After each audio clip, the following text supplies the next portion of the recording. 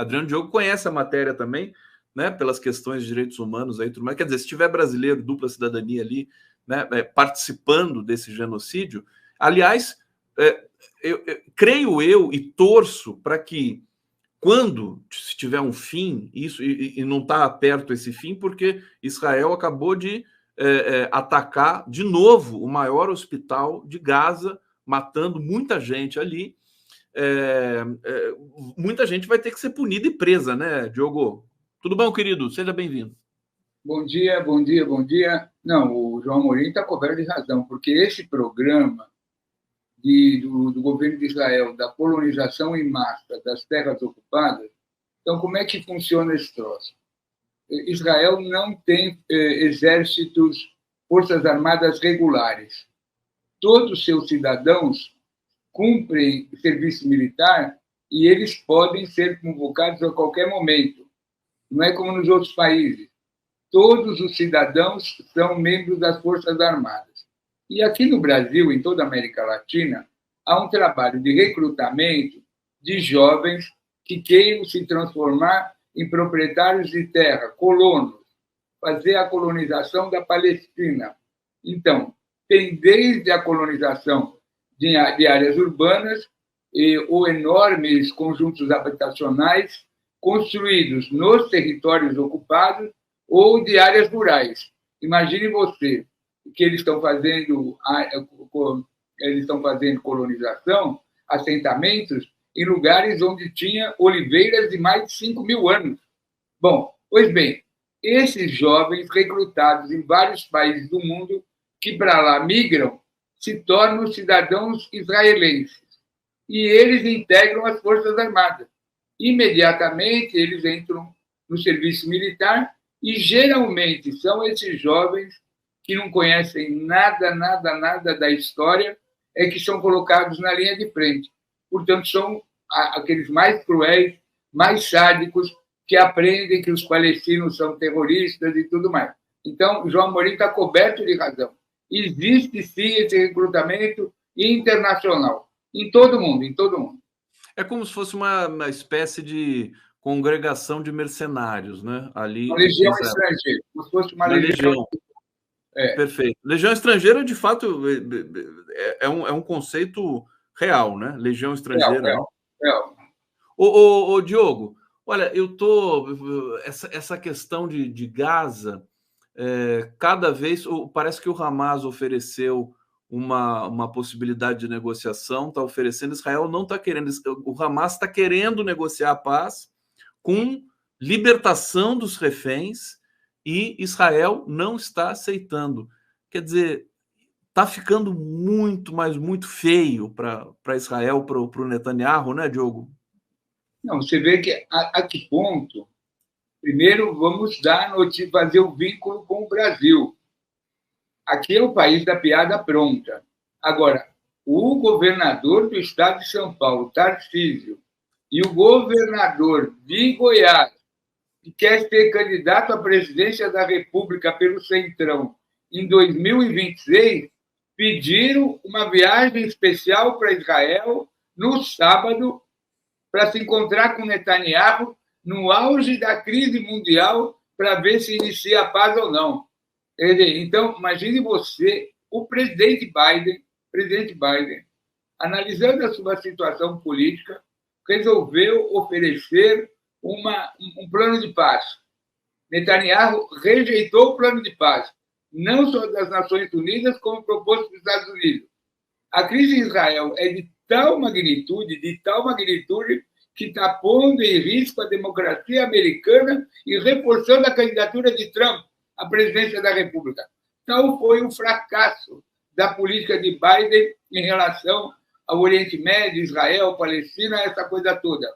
Porque o número de manifestações que está ocorrendo nos Estados Unidos contra o genocídio do povo palestino começa a tomar as mesmas proporções que a guerra do Vietnã ocorreu no governo de Lyndon Johnson, com protestos mundiais, principalmente nos Estados Unidos, que levaram Lyndon Johnson, que era um assassino, a não se recandidatar à presidência da República.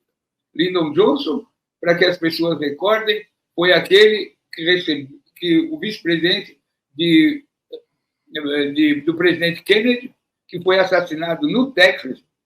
Lyndon Johnson assume, mesmo sendo democrata, a presidência da República e propõe a invasão de Cuba. Depois, Lyndon Johnson envia a quarta-feira, prepara a deposição de Goulart, derruba Goulart e os Estados Unidos criam na Embaixada Americana um ponto de intervenção em toda a América Latina. Esse foi Lyndon Johnson, o cara da Guerra do Vietnã. Agora nós estamos na Guerra da Palestina, que eu estou fazendo um paralelo. Um paralelo. Agora, é importante, eu vou destacar mais uma vez aqui, quando o Boaventura Souza Santos vem aqui, ele diz, e especial, a entrevista dele ontem, né? Foi tão importante, ele disse tantas coisas. Ele disse, por exemplo, coisas do tipo Estados Unidos. Ele está pesquisando agora, Diogo, assim, a Europa não tem democracia. O conceito de democracia não vale mais. Para os Estados Unidos também, né? O mundo ocidental não tem democracia, é uma falácia, uma falácia. E ele vai, enfim, trazer toda essa reflexão aí nos próximos ciclos de pensamento que ele vai produzir. Agora, ele alertou para uma coisa muito grave, que diante dessa conjuntura e da situação que Israel vai promovendo no mundo de elevar as tensões, elevar os sentimentos de intolerância e tudo mais, África do Sul e Brasil serão retalhadas e sabotadas pelos Estados Unidos, porque são os dois países que mais se manifestaram contra o genocídio em Gaza. É uma coisa assustadora, né? Por muito, talvez por menos do que isso, nós sofremos o golpe de 64, né, Adriano? Você estava falando mais ou menos isso, né? Não, o presidente Lula tem do que se orgulhar. A guerra do Vietnã está, para a minha geração, a geração 68, como o massacre do povo palestino está para a população brasileira e a juventude brasileira de hoje. Não tem assunto no mundo mais importante do que o massacre do povo palestino. Eu devo essa frase a Breno Altman, o jornalista judeu mais perseguido por causa da questão palestina.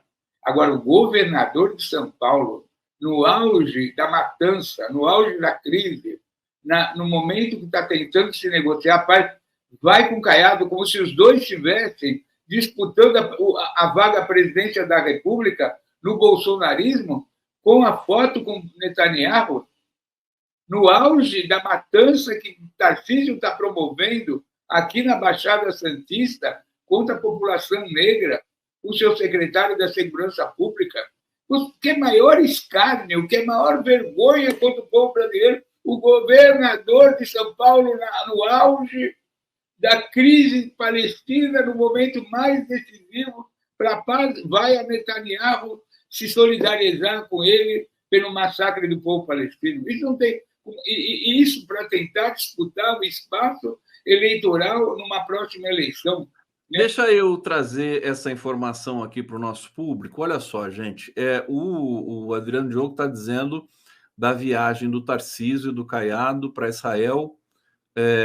A convite de Netanyahu está sendo aqui veiculado pela Folha de São Paulo. Isso foi desmentido há um tempo atrás, parece que foram ONGs que convidaram. Agora, é tanta mentira que esses caras veiculam, né, que a gente fica sem saber, no fim das contas, quem convidou, quem não convidou. O governador de São Paulo, Tarcísio Freitas, republicanos, embarcará no dia 18, ontem, né? Ele já embarcou, né?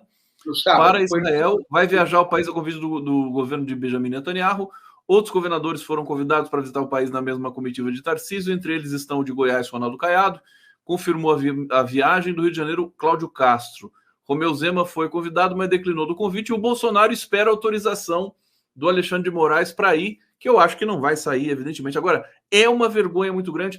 O Tarcísio, ele faz besteiras gigantescas, sem dúvida nenhuma, Diogo, você que está acompanhando isso muito de perto, mas ele está sendo o quê? Blindado pelas elites brasileiras como a esperança deles para 2026, porque de tudo que ele faz, da violência da polícia, da impostura e da ilegalidade de abrigar golpista no Palácio dos Bandeirantes, quer dizer, ele deveria estar sendo mais criticado pela opinião pública brasileira ou paulistana, né? Mas não está acontecendo isso. Por que você acha que isso não está acontecendo? Ou, se eu estou enganado, está acontecendo? Não está acontecendo. É uma opção da grande mídia corporativa. Primeiro, uma opção pelo governo de Israel, pelas posições de Netanyahu e tal. Agora, tanto Caiado como, que é um cara de extrema-direita radical, ligado à União Democrática, os ruralistas, aquela coisa toda do passado, Tarcísio e Caiado disputam serem os sucessores do universo bolsonarista. Então, eles cada vez mais querem se colocar em posições de extrema-direita para serem reconhecidos pelo bolsonarismo. Até o Bolsonaro desmoralizou Tarcísio, dizendo que ele não conhecia São Paulo e foi eleito governador. Agora, qual é o problema? O problema é a mídia corporativa não ter crítica nenhuma em relação a essas posições. A Folha de São Paulo tirou como linha editorial que a cobertura da direita liberal, não pode ser criticada, tem que ser aceita, tem que ser reproduzida, como o que está acontecendo aqui em São Paulo, na perseguição ao Padre Júlio, que a coluna painel da Folha se transformou no porta-voz de Rubinho Nunes, de Mamãe Falei, do MBL, essa coisa toda. Então, o que tem é um movimento em direção à direita, dessa mídia tradicional, achando que se a guerra em Israel, pelas convenções que eles estabelecem, as relações internacionais, é uma coisa que tem que ser defendida, a guerra de Israel contra o povo palestino, logo, se os governadores vão e se alinham a isso aí, está dentro da normalidade democrática. Estamos dentro do campo democrático. Né? Então, esse erro, né? E, ao mesmo tempo, o bolsonarismo vai sendo radiografado, todas as suas... E, lógico, Bolsonaro cada vez mais longe da possibilidade de disputa. E, na medida que Bolsonaro vai se tornando inelegível, essa cadeia de comando está procurando uma suspensão. Por exemplo, eu vou falar uma coisa que você sugeriu no começo do programa. Quem são os kids pretos? Quem são esses kids pretos? Será porque eles usam aquela touca preta, ninja, e fazem intervenções como se fossem paraquedistas, ultra bem treinados? Da onde são originados os kids pretos? Os kids pretos são tropas especiais, tropas de elite, de alto poder, de letalidade, treinados em Manaus, na Escola da Contra-Insurgência de Manaus, fundada no governo federal pela Escola das Américas e comandada pelo general Paul Sarret. Esses são os kids pretos. Lembra quando tinha aquelas manifestações em São Paulo, Rio de Janeiro, que havia quebra-quebra, que tinha até um militar, aqui o Balta, que se infiltrou no meio da juventude, propondo quebra-quebra, e deu aquela prisão enorme? São esses os kids pretos. São agentes que agem clandestinamente em atos de provocação, de extrema violência, atribuindo essa responsabilidade a setores democráticos ou da esquerda que pretendem participar de manifestações. Muito bom você definir aqui o que são os kids pretos, porque as notícias vão sendo arroladas e divulgadas por aí sem essas especificações. Quer dizer, eles são treinados para infiltrações, né? Para contra-inteligência, aquela história da contra-inteligência. E, evidentemente, eles estavam lá no 8 de janeiro, né, o Diogo? Exatamente, não. Era praticamente o comando. Era o comando. Era toda a inteligência baseada, porque quem deu indicação de como invadir os palácios, o que quebrar nos palácios, como fazer que as tropas locais fossem desativadas, que as defesas locais, que as pessoas pedissem folga naquele dia, a vulnerabilidade, o esquema, todo o mapeamento dos lugares principais, onde teriam os alvos, onde teriam que ser atingidos, tudo isso foi preparado pelos kids pretos. Adriano, como é que fica agora essa situação aí, o Bolsonaro hoje indiciado pela Polícia Federal, e a gente tem essa notícia da delação do Mauro Cid, que para mim é escandalosa, quer dizer, ele confirmou em definitivo que recebeu ordem de Bolsonaro para fraudar cartões de vacina no sistema do SUS, e também entregou o Braga Neto, que está sendo agora prioridade da Polícia Federal, Adriano, porque Bolsonaro ele já tem tudo ali catalogado, comprovado e tudo mais. Agora, Braga Neto eles precisam investigar com mais detalhe, porque ele está sendo apontado como operador dessa questão do golpe, quer dizer, o cara que pegava dinheiro, que tá isso aqui. E o Mauro Cid diz que Braga Neto mandou pedir dinheiro ao PL para financiar Kids Pretos. A coisa vai ficar. Se eu estou lendo bem a situação, você deve estar satisfeito com o trabalho da Polícia Federal, Adriano. Fala um pouquinho sobre isso para a gente. Não, vamos separar a questão da saúde, dos cartões, dessa conspiração toda. Nós que estamos aqui em São Paulo, nós sabemos que a Prefeitura Municipal de São Paulo decretou o estado de calamidade e intervenção em função da situação da dengue, da perda de controle total da dengue, com o número de pessoas infectadas, hospitalizadas, porque a rede de saúde... Então, o que aconteceu? E a ministra da Saúde entrou naquela crise ontem, no Rio de Janeiro, é uma coisa só. Então, imagina você, como é que está... Da onde vem a herança desse desastre absurdo na questão da saúde brasileira? Tudo começou lá com Bolsonaro. Quando Bolsonaro quebrou intencionalmente o sistema de saúde para não tratar o povo brasileiro da pandemia e fazia parte dessa estratégia falsificar os cartões de vacina quando tinham que fazer viagens internacionais, como decorrência do tratamento do sistema de saúde na pandemia, agora esse sistema aparece à luz do dia. Completamente quebrado. Imagina você, querido Conde, que o Hospital das Clínicas da Faculdade de Medicina da USP tem 400 leitos desativados desde a pandemia. Desde a pandemia. Então, embora no Rio de Janeiro tenha um regime próprio de administração dos chamados hospitais federais, coisa que não acontece no resto do Brasil, aqui em São Paulo, qual é o hospital federal que existe? É o Hospital da Escola Paulista de Medicina, é a Escola Federal de São Paulo, mas ele tem outras características, ele já está no SUS. Lá no Rio de Janeiro é diferente, mas voltemos ao assunto. Então, toda essa confusão que agora está radiografada pela Polícia Federal, que todos os militares da comitiva de Bolsonaro falsificavam seus cartões de vacinação para poder ir para o exterior.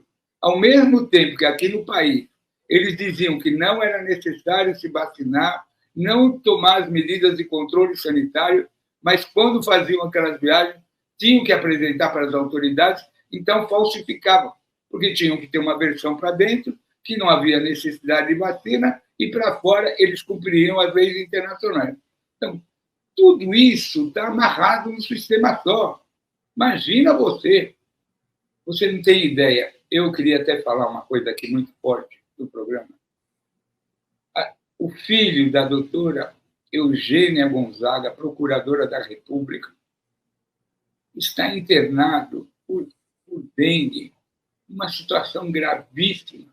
A nossa querida Eugênia Gonzaga, coordenadora da Comissão de Mortos e Desaparecidos, uma das procuradoras mais importantes da República, seu filhinho está internado numa situação gravíssima por dengue, entubado e tudo mais. Então, olha a situação que o nosso povo está completamente indefeso. A campanha de vacinação da dengue não progrediu. O Brasil está atingindo níveis inimagináveis, quando a dengue é uma coisa tão simples de ser prevenida, não tratada, porque depois que contaminou, porque é o criador dos insetos em águas paradas, aquela coisa, mas que também tem técnicas de evitar... Uma coisa, viu, Diogo, reforçando o que você está falando, quer dizer, da irresponsabilidade, inclusive esse tema ontem reverberou muito na reunião do Lula com a Anísia Trindade ali, a gente sabe que foi uma questão tensa, o Lula está preocupado com isso, evidentemente. O Brasil está chegando a quase 2 milhões de casos de dengue, e as crianças com menos de 5 anos que pegam dengue, elas têm um índice de mortalidade assustador, elas não resistem, né? É um percentual assim muito mais alto do que adultos e adolescentes. Então é uma situação muito grave, e você está destacando aqui que o governo de São Paulo simplesmente virou as costas para isso, né? Tarcísio não fez nenhuma campanha. Como é que está essa situação? Só para você finalizar essa questão para gente. Não tem nenhuma explicação, porque eu participei de várias campanhas de dengue, de prevenção à dengue, porque a minha origem é total no movimento de saúde, eu sou sanitarista, né? Não sou da área médica, mas sou geólogo, especializado em recursos hídricos, sou sanitarista. Então, essa é a minha principal especialidade. Então, não tem nenhuma campanha de esclarecimento, ou estadual ou municipal, contra esses reservatórios d'água. Porque quem faz essa fiscalização é a chamada vigilância sanitária. Então, a vigilância sanitária entra nas casas, vê onde tem aqueles vasos, aquela coisa que pode haver deposição de água, pequenas acumulações, canteiros, enfim, onde pode ter dengue. Então, vai lá, orienta a população, que é a coisa mais básica, mais de prevenção, de antecipação, esclarecer a população, campanha na televisão, cuidado com a dengue, não deixe a água parada, bererê, bererê. E os métodos que a população tem para combater, se ela pode chamar a unidade de saúde básica para fazer, enfim, nada disso existe com esse calor e essa quantidade de chuva. A população até contribui, né? A população, até, sobretudo as pessoas das periferias, que têm muito mais consciência política do que as elites, né? Agora, você tem mansões abandonadas, com piscinas, você tem construções que ficaram pela metade, que estão inacessíveis, né? Que aí propaga uma cidade como São Paulo, né? Realmente é um risco gigantesco. Aliás, pedir para todos vocês aqui se cuidarem, né? Se protegerem na medida do possível, né? Passar repelente e tudo mais, porque a situação, você vê esse relato aqui do Adriano Diogo e tantos outros relatos que tem pelo Brasil afora. Diogo, vamos falar um pouco sobre esse indiciamento do Bolsonaro e essas revelações do Mauro Cid, recentes, que foram divulgadas agora, junto com o indiciamento dessas 16 criaturas aí que atentaram, enfim, falsificaram, né, que é uma questão do cartão de vacina. A situação está bem difícil, realmente, para o Bolsonaro. Não tem nem mais o que dizer. Agora o foco é o Braga Neto, né? Você está otimista com essa investigação com o Braga Neto agora, o operador do golpe? Ô, Conde, você sabe a minha tese, né? Minha tese é que esse sistema militar brasileiro não serve para nada. Esse grupo de conspiradores que assumiram a presidência da República e assumiram o controle do país, cada dia eles são radiografados nos crimes cometidos. Agora, você imagina um tenente-coronel, filho de militar, fazendo a delação premiada, que é a mais suja, mais envergonhada das provas, de obtenção de provas. Você imagina, na história do Exército Brasileiro, um tenente-coronel de família militar, de tradição militar, recorrer à delação premiada, porque sabia tantas coisas, tantos absurdos, que o seu coração não permitia que ele, com a formação que ele tinha, continuasse a esconder. E, de repente, esse moço desnudou para a nação o que era o bolsonarismo, o que era aquele núcleo militar, o que era a questão das urnas, o negacionismo e a preparação do golpe. Ele trouxe os ex-comandantes das Forças Armadas Brasileiras a público para denunciar como estava sendo preparado um golpe. E o que é? Um golpe é um soluço? É uma interrupção? Um golpe é um banho de sangue. Bolsonaro estava preparando um banho de sangue contra o povo brasileiro. Naquela reunião que foi gravada, que ele e Heleno, eles falam, temos que fazer antes da eleição porque se fizermos durante ou depois das eleições o golpe, vai haver guerrilha, vai haver mortes em todo o país, vai haver resistência armada. Eles queriam fazer a versão do ato institucional número 5 do dia 13 de dezembro de 1968. Eles queriam implantar uma ditadura das mais sangrentas. Esses caras têm que pegar prisão perpétua, com uso de forças federais, que desprezo, com toda a máquina do Estado, e ainda impondo a pena de morte através do não tratamento da pandemia da Covid e a pena de morte. Então, esse núcleo militar, associado a todos aqueles civis que os apoiaram, mexeram na Anvisa, na aprovação de vacina, eles fizeram um caos nesse país. A ministra da Saúde está herdando esse caos. Esse caos. Uma questão importante, eu não sei se vai dar tempo da gente falar um pouco da reunião do Lula com os ministros, mas tudo que o Diogo está dizendo aqui, absolutamente verdadeiro e consistente. Agora, nós precisamos reverter esse quadro, né? Quer dizer, o governo atual não pode ficar só falando, ainda mais depois de um ano, né, o Diogo, da herança que recebeu. Já é tempo da gente ter outras perspectivas. Deixa eu trazer 2 comentários aqui. A Mabile Maria Pandori está dizendo: olha quem está com o Tarcísio, presidente da Conib. Tá? Fica evidente, né, de que lado que está, de que lado que eles estão. Trajano Candelária, Tarcísio, quem diria que a terceira via seria de segunda? Segunda como se fosse carne de segunda? Agora, isso é muito grave, o que o Diogo está dizendo aqui. A gente fica falando dessa tentativa de golpe, se surpreendendo, tendo os detalhes aí que os inquéritos vão revelando, né? Depoimento do Cid, depoimento do Freire Gomes, general, né?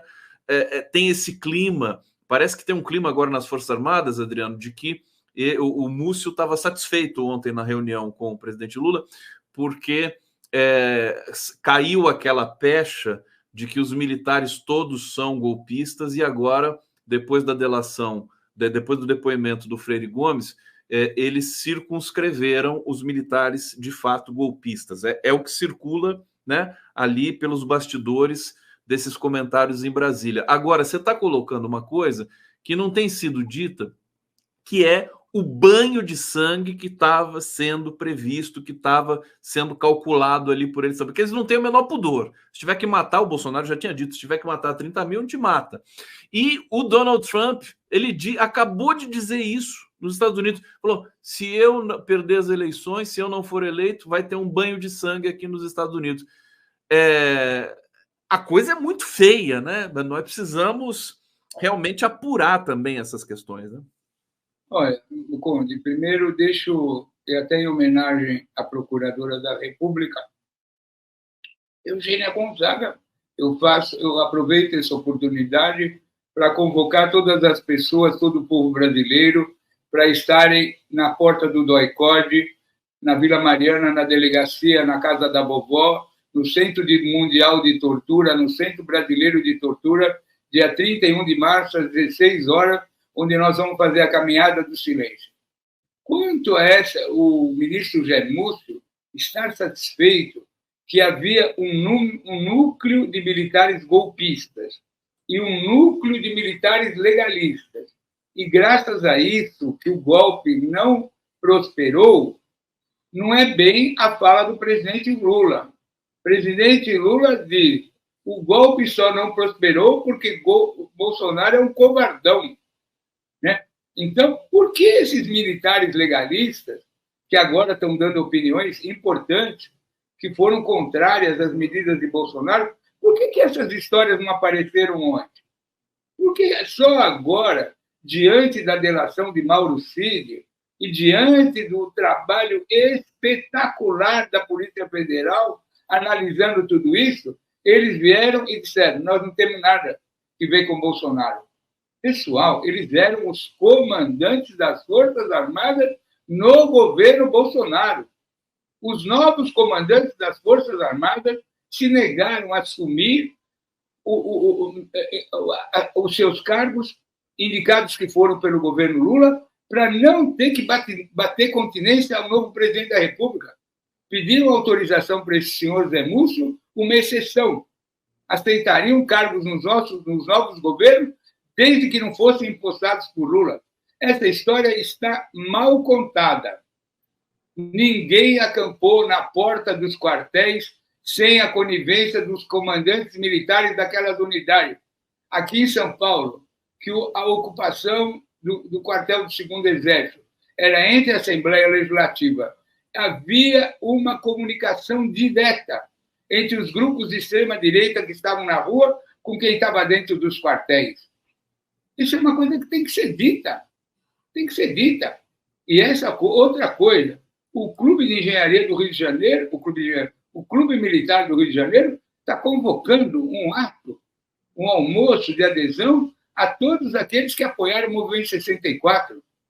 Qual é a diferença do golpe de 64, do ato institucional número 5, do banho de sangue que Bolsonaro estava pretendendo fazer contra o povo brasileiro?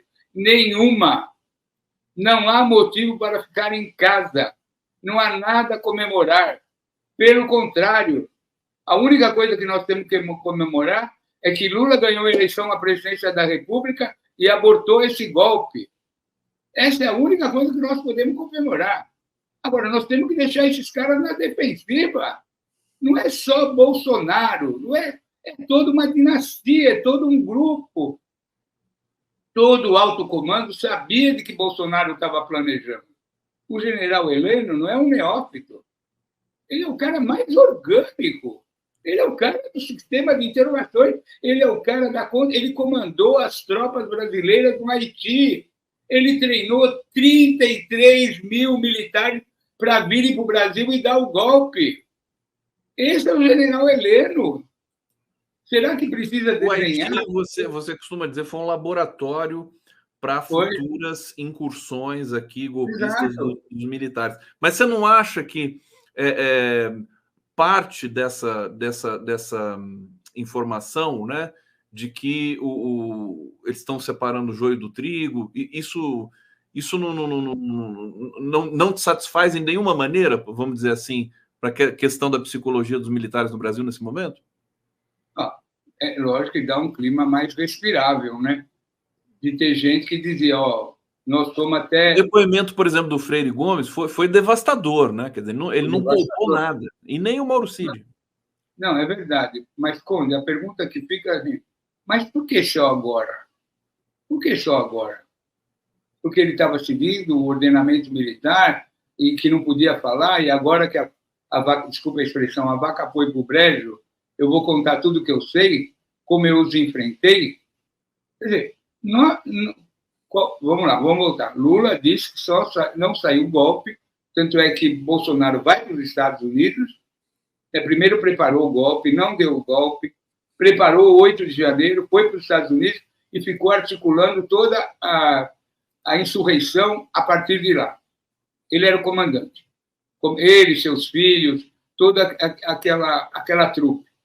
Agora, a minha tese, a minha modesta tese, é que tem que haver uma mudança nos currículos das academias militares, na formação de militares, e analisar esse segmento, porque esse segmento que agora estava envolvido na possibilidade do golpe, como é que eles vieram à tona? Como é que eles apoiaram o bolsonarismo? Como é que eles seguiram a orientação do general Vilas Boas? Eles começaram a se organizar nas academias militares com o pretexto que a Comissão Nacional da Verdade, criada pela presidente Dilma, era uma provocação à história dos militares, portanto, eles tinham que se organizar e retomar o poder e assumir poder.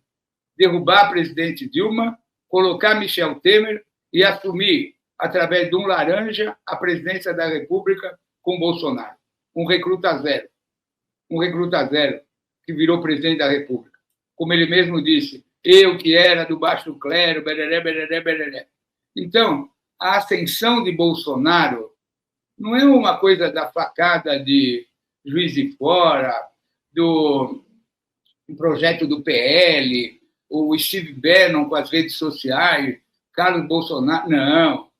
A ascensão de Bolsonaro foi um projeto que nasceu nas escolas militares, nas academias, e que houve toda uma mobilização. E os militares estavam sozinhos nesse projeto?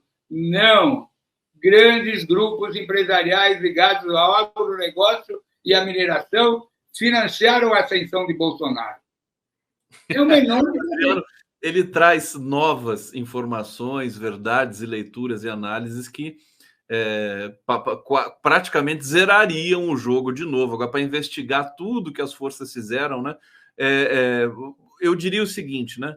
Vamos completar esse ciclo, né, Diogo? E depois vamos realmente trazer à tona para a história, pelo menos, né? Eu acho que isso merece um estudo detalhado, né? Alguma coisa do nível assim, um doutorado, um livro, né?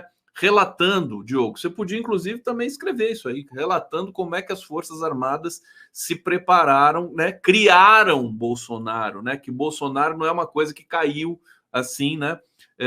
Do céu. Do céu não. Se você me permitir mais um comentário. Permito.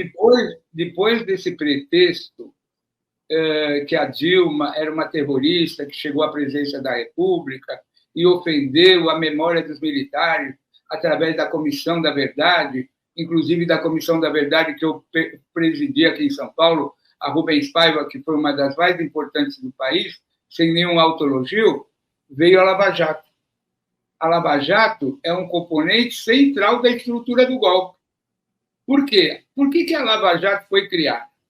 A Lava Jato foi criada no bojo da ascensão do golpe para desnacionalizar a Petrobras, trouxeram gente do exterior, tecnologia do exterior, legislação do exterior, intervieram no Estado brasileiro e desnacionalizaram a Petrobras e fizeram tudo o que fizeram no Brasil.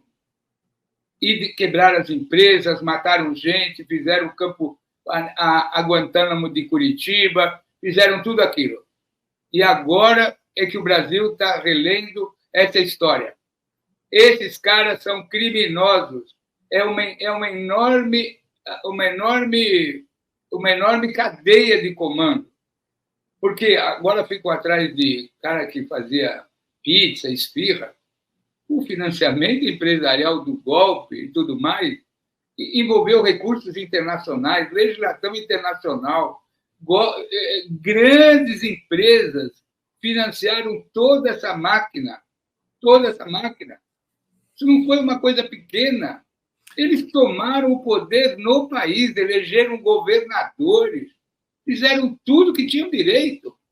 Vamos ver se nessas eleições municipais esse programa acabou ou se ele vai continuar, né, o Adriano? Quer dizer, eles também não desistem, não vão desistir fácil assim, não vão largar o butim. Olha só, a Maíra Goulart chegando com a gente aqui. Obrigado, Maíra. Um beijo para você. Está chegando para a gente continuar o nosso 11 News. Só pegar comentários aqui para despedir, para a gente se despedir do Adriano. Trajano Candelária. Ah, não, esse aqui eu já tinha lido, né, Tarcísio? Quem diria que a terceira via seria de segunda? Esse perfil aqui, que é o Guardião STF, seria golpe, chacina tipo São Paulo? Seria ditadura? Ele está dizendo aqui, não deu para entender muito bem. Hussein Brasil, Adriano, fale dos heróis morais do querido Iêmen. Hoje não vai dar tempo, viu, Hussein? O Adriano volta aqui em breve para falar sobre isso. Adriana Cópio colaborando. Querido Adriano, tudo bom, Maíra? Oi, gente, bom dia para todo mundo. Olha, esse tema é muito interessante. Eu tenho já trabalhado com a Comissão da Verdade, como ela aparece nos discursos do Bolsonaro como parlamentar, e agora, e como ela é deflagradora, né, de uma série, ela é um trigger, né, de uma série de discursos que ele já fazia elogiosos, nostálgicos sobre a ditadura, mas isso ganha corpo, e com essas revelações que têm vindo a partir de um conjunto de livros, né, que aquele do Fábio Vitor, O Poder Camuflado, que fazem um escavar da reação entre os militares no período, né? Eu acompanhava só a relação dos discursos do Bolsonaro, e agora eu estou vendo, a partir dessa reação dos militares da Comissão da Verdade, como que essa relação entre criador e criatura, né, mudou para mim, mudou na minha cabeça, né? Antes eu achava que o Bolsonaro mobilizava os militares como uma base eleitoral possível. E como vocês estavam conversando antes de eu entrar, muda essa ideia, né? Passa a ficar nítido que são os militares que mobilizam Bolsonaro como um porta-voz daquilo que eles, enquanto militares na ativa ou na reserva, não poderiam falar. Então, eles precisam pegar alguém que foi expulso, ou seja, que não tem mais nenhuma responsabilidade para com o oficialato, para ser porta-voz, para ser um batedor, né, daquilo que eles queriam dizer e não podiam. Tá aí, olha só, a Maíra chegando. Adriano, obrigado, querido. Bom trabalho para você. Diga. Só uma coisa, no governo Bolsonaro havia 33 mil militares comissionados da ativa. E a última coisa que eu quero dizer, além de reforçar a caminhada do silêncio, dia 31 às 16 horas lá na Rua Tutóia, no DOI-CODE, eu queria pedir que, embora a minha Vou colocar o link aqui para vocês seguirem o Adriano nas redes. Está aqui, ó. Espera aí, que tem muito... Se pudessem acessar minhas redes sociais, meu Instagram, que lá a gente tem muita informação sobre a ditadura, a tortura e o papel dos militares brasileiros.